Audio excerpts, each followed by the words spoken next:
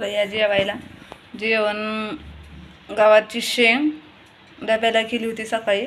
डबं ही सगळ्यांना देऊन शेवग्याची शेंग रात्री बनवलेली आणि तरी बघा अजून कशी आहे शेवग्याची शेंगवर.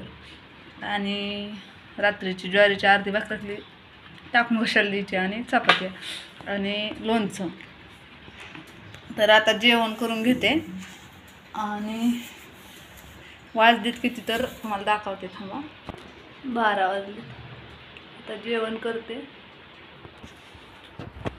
रिया जेवायला सगळेजण माझ्या बहिणींनो भावांनो. शेवग्याची शेंग मस्त कशी तरी आली, एक नंबर मसाला. अजून रात्रीची भाजी आहे तरी मसाला तरी एक नंबर येते.